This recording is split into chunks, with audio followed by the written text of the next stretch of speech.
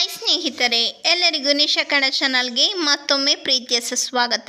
ಇವತ್ತಿನ ವಿಡಿಯೋದಲ್ಲಿ ಒಂದಕ್ಕಿಂತ ಒಂದು ಗಣೇಶನಿಗೆ ಪ್ರಿಯವಾದ 2 ರೀತಿಯ ಉಸ್ಲಿಗಳನ್ನ ಮಾಡಿ ತೋರಿಸ್ತಾ ಇದ್ದೀನಿ. ಈ ವಿಡಿಯೋ ನಿಮಗೆ ಇಷ್ಟವಾದರೆ ಲೈಕ್ ಮಾಡಿ, ಶೇರ್ ಮಾಡಿ. ನನ್ನ ಚಾನಲ್ನ ಇನ್ನೂ ಸಬ್ಸ್ಕ್ರೈಬ್ ಆಗಲಿದೆ, ಈಗಲೇ ಹೋಗಿ ಸಬ್ಸ್ಕ್ರೈಬ್ ಆಗಿ ಪಕ್ಕದಲ್ಲಿ ಕಾಣೋ ಬೆಲ್ ಬಟನ್ನ ಟಚ್ ಮಾಡಿ.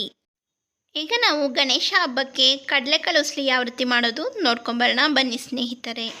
ನಾನಿಲ್ಲಿ 1 ಕಪ್ ಆಗುವಷ್ಟು ಕಡಲೆಕಾಳನ್ನ ತೊಗೊಂಡಿದ್ದೀನಿ. ಕಡಲೆನ ರಾತ್ರಿ ನೆನೆಸ್ಬಿಟ್ಟು ಬೆಳಗ್ಗೆ ಮಾಡ್ತಾ ಇದ್ದೀನಿ. 5 ರಿಂದ 6 ಗಂಟೆಗಳ ಕಾಲ ಕಡಲೆಕಾಳನ್ನ ನೆನೆಸ್ಕೊಳ್ಬೇಕಾಗತ್ತೆ. ಕಡಲೆಕಾಳನ್ನ ಚೆನ್ನಾಗಿ ತೊಳೆದು ನೀರೆಲ್ಲ ಸೋಸ್ಕೊಂಡು ಕುಕ್ಕರ್ಗೆ ಹಾಕ್ಕೊಳ್ತಾ ಇದ್ದೀನಿ. ಕಡಲೆಕಾಳು ಬೇಯಿಸ್ಕೊಳ್ಳೋಕ್ಕೆ 1 ಕಪ್ ಆಗುವಷ್ಟು ನೀರನ್ನು ಹಾಕ್ಕೊಳ್ತಾ ಇದ್ದೀನಿ. ಜಾಸ್ತಿ ನೀರು ಹಾಕೋಕ್ಕೆ ಹೋಗಬೇಡಿ. ಅರ್ಧ ಟೀ ಸ್ಪೂನ್ ಆಗೋಷ್ಟು ಉಪ್ಪನ್ನು ಹಾಕಿ ಚೆನ್ನಾಗಿ ಮಿಕ್ಸ್ ಮಾಡಿ ಕುಕ್ಕರ್ ಲಿಡ್ ಕ್ಲೋಸ್ ಮಾಡ್ತಾ ಇದ್ದೀನಿ. ಗ್ಯಾಸ್ ಫ್ಲೇಮನ್ನು ಹೈಯಲ್ಲಿ ಇಟ್ಕೊಂಡು 4 ರಿಂದ 5 ವಿಷಲ್ನ ಕೂಗಿಸ್ಕೊಳ್ಬೇಕಾಗತ್ತೆ. ಕಡಲೆಕಾಳು ಉಸ್ಲಿಗೆ ಒಂದು ಮಸಾಲ ಪೇಸ್ಟ್ ರೆಡಿ ಮಾಡಿಕೊಳ್ಬೇಕು. ನಾನಿಲ್ಲದು ಮಿಕ್ಸಿ ಜಾರ್ ತೆಗೆದುಕೊಂಡಿದ್ದೀನಿ. ಆ ಮಿಕ್ಸಿ ಜಾರಿಗೆ ನಾನು ಸ್ವಲ್ಪ ಕೊತ್ತಂಬರಿ ಸೊಪ್ಪು ಚಿಕ್ಕದಾಗಿ ಕಟ್ ಮಾಡಿರೋದು ಹಾಕ್ಕೊಳ್ತಾ ಇದ್ದೀನಿ. ಕೊತ್ತಂಬರಿ ಸೊಪ್ಪು ಹಾಕಿದ ನಂತರ ಅರ್ಧ ಕಪ್ ಆಗುವಷ್ಟು ಹಸಿ ತೆಂಗಿನಕಾಯಿ ಪೀಸಸ್ನ ಹಾಕ್ಕೊಳ್ತಾ ಇದ್ದೀನಿ. ನಂತರ 2 ರಿಂದ 3 ಹಸಿಮೆಣಸಿನ್ಕಾಯಿ ಕಟ್ ಮಾಡೋದು ಹಾಕ್ಕೊಳ್ತಾ ಇದ್ದೀನಿ. ನಿಮಗೆ ಎಷ್ಟು ಖಾರ ಬೇಕು ಅದರ ತಕ್ಕಂತೆ ಹಸಿಮೆಣಸಿನ್ಕಾಯಿನ ಹಾಕ್ಕೊಳ್ಳಿ. ನಂತರ ಅರ್ಧ ಟೀ ಸ್ಪೂನ್ ಆಗುವಷ್ಟು ಜೀರಿಗೆ ಕಾಳನ್ನು ಹಾಕ್ಕೊಳ್ತಾ ಇದ್ದೀನಿ. ಈಗ ಇದನ್ನು ನೀರು ಹಾಕದೆ ತೆರಿಯಾಗಿ ರುಬ್ಕೊಳ್ಬೇಕು. ಈಗ ನಾನು ಕುಕ್ಕರ್ ಲಿಡ್ ಓಪನ್ ಮಾಡ್ತಾ ಇದ್ದೀನಿ. ನೋಡಿ, ಕಡಲೆಕಾಳೆಲ್ಲ ಚೆನ್ನಾಗಿ ಕುಕ್ ಆಗಿದೆ. ಕಡಲೆಕಾಳಿನಲ್ಲಿರುವ ನೀರನ್ನೆಲ್ಲ ಸೋಸ್ಕೊಂಡ್ಬಿಟ್ಟು ಒಂದು ಪಾತ್ರೆಗೆ ಹಾಕ್ಕೊಳ್ಳೋಣ. ಈಗ ನಾವು ಕಡಲೆಕಾಳು ಉಸ್ಲಿಗೆ ಒಗ್ಗರಣೆ ಹಾಕ್ಕೊಳ್ಳೋಣ. ನೆಕ್ಸ್ಟ್ ನಾವು ಸ್ಟವ್ ಮೇಲೆ ಒಂದು ಕಡಾಯಿ ಇಟ್ಕೊಂಡಿದ್ದೀನಿ. ಆ ಕಡಾಯಿಗೆ ನಾನು 2 ಟೀ ಸ್ಪೂನ್ ಆಗುವಷ್ಟು ಎಣ್ಣೆನ ಹಾಕ್ಕೊಳ್ತಾ ಇದ್ದೀನಿ. ಎಣ್ಣೆ ಬಿಸಿ ಆಗಲಿ. ಎಣ್ಣೆ ಬಿಸಿ ಆದಮೇಲೆ ಅರ್ಧ ಟೀ ಸ್ಪೂನ್ ಆಗುವಷ್ಟು ಸಾಸಿವೆನ ಹಾಕ್ಕೊಳ್ತಾ ಇದ್ದೀನಿ.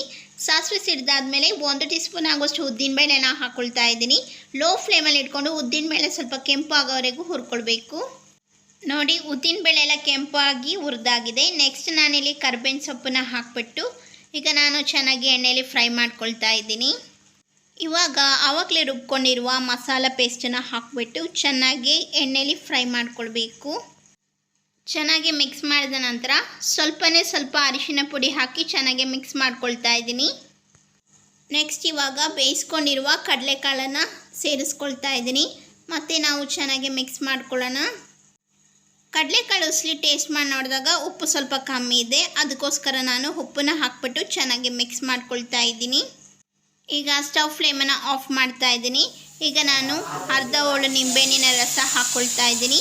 ಮತ್ತು ನಾನು ಚೆನ್ನಾಗಿ ಮಿಕ್ಸ್ ಮಾಡಿ ಗಣೇಶ ಹಬ್ಬಕ್ಕೆ ಕಡಲೆಕಾಳು ಉಸ್ಲಿ ರೆಡಿಯಾಗಿದೆ.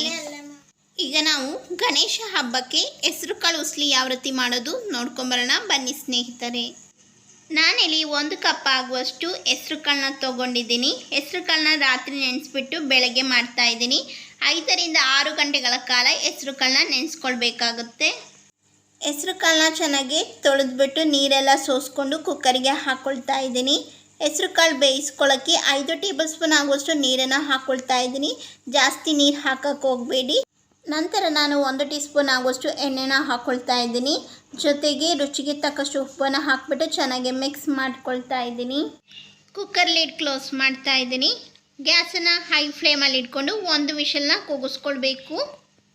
ಈ ರೀತಿಯಾಗಿ ಉದ್ರಾಗಿ ಹೆಸರುಕಾಳನ್ನ ಬೇಯಿಸ್ಕೊಳ್ಬೇಕು. ಒಂದು ತಟ್ಟೆಗೆ ಹಾಕ್ಕೊಂಡು ಹರಡ್ಕೊಳ್ಬೇಕು. ಈಗ ನಾನು ಇದನ್ನು ಪಕ್ಕಕ್ಕೆ ಇಟ್ಕೊಳ್ತಾ ಇದ್ದೀನಿ.